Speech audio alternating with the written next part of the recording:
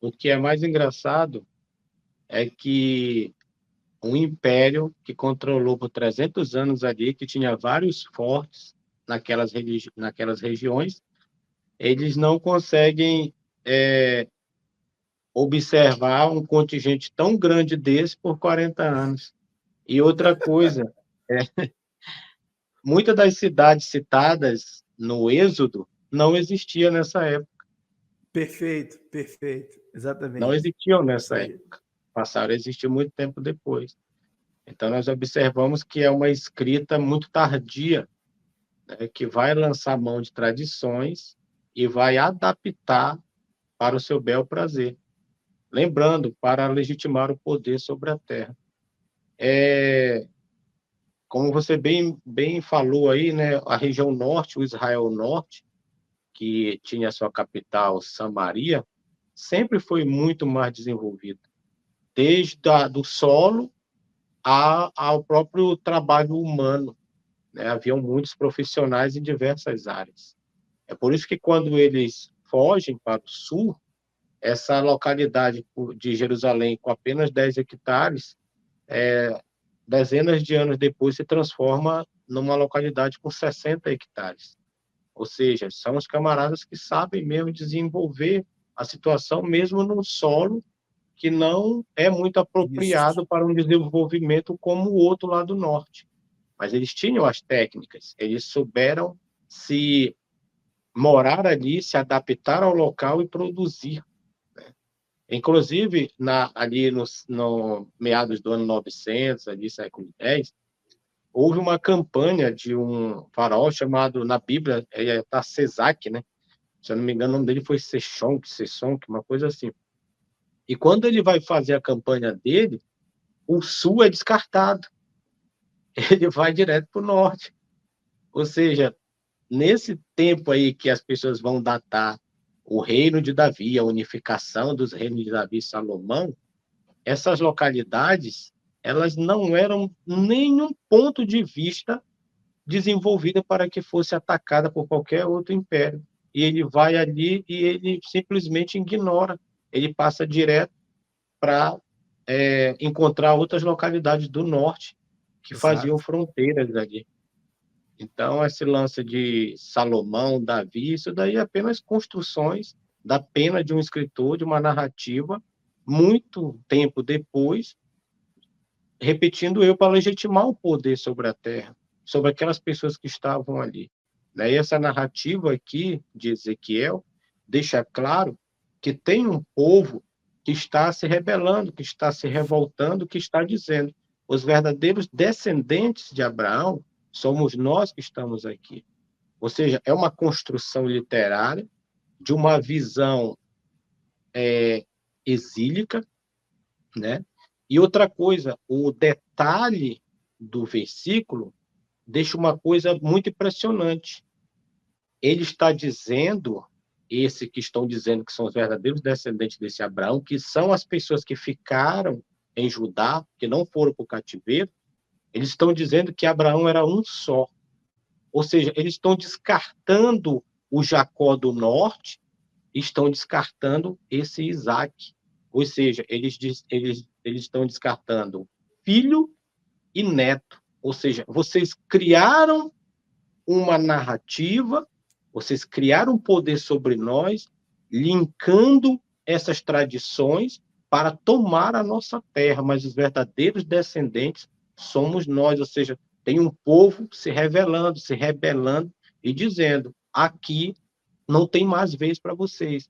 E quando a gente vai ali para Esdras e Neemias, inclusive ali Esdras e Neemias, eles fazem uma campanha para voltar, a campanha não é bem sucedida e eles retornam. Só que depois eles vão ganhar o quê? Eles vão ganhar o poder do Império Persa ao seu lado. Eles voltam com um exército persa, porque o governante persa quer os tributos, os impostos e os dízimos daquele lugar, porque eu vou ficar brigando com os outros se eu posso liberar eles para eles ir lá brigar e no final quem vai se dar bem sou eu. Por quê? Porque esta liberdade vai ter custos. esta liberdade vai ter custo. Eu vou dar liberdade, mas eles vão ter que me devolver. Aonde? Em dízimos, em ofertas, em tributos, impostos. Então, esse contingente que está voltando do cativeiro, que está construindo a narrativa, que está usufruindo do poder persa, porque lá em Neemias diz que uma mão estava no trabalho e a outra na espada, ou seja, se vocês não aceitarem de bom grado, vão perder o pescoço. Então, para aquela primeira população que recebe eles, eles não aceitam de bom grado, mas eles vão ter que se submeter a isso. Por quê? Porque agora eles não estão vindo de mão vazia. Agora eles estão vindo com uma guarnição poderosa de um império para controlar aquele local. E aí estabelece o culto e centraliza ele em um local. E dentro dessa centralização do culto, precisamos ter aquele o quê? Um templo-estado.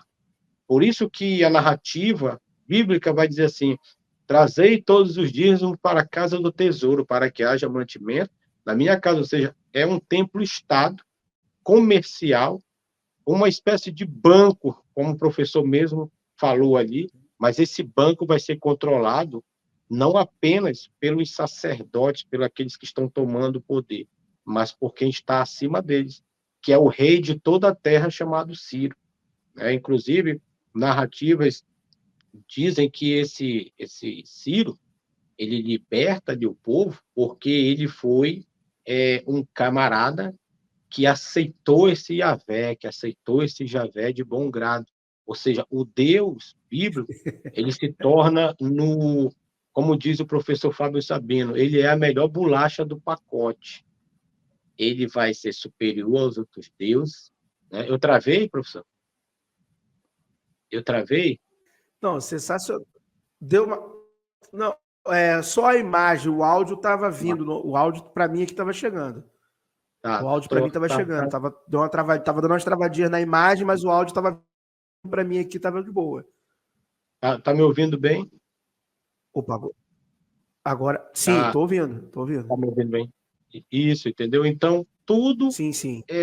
Gira em torno do poder político, financeiro e social. E, claro, o fato de se reerguer como uma classe dominante para dominar aqueles que não passaram pelo cativeiro.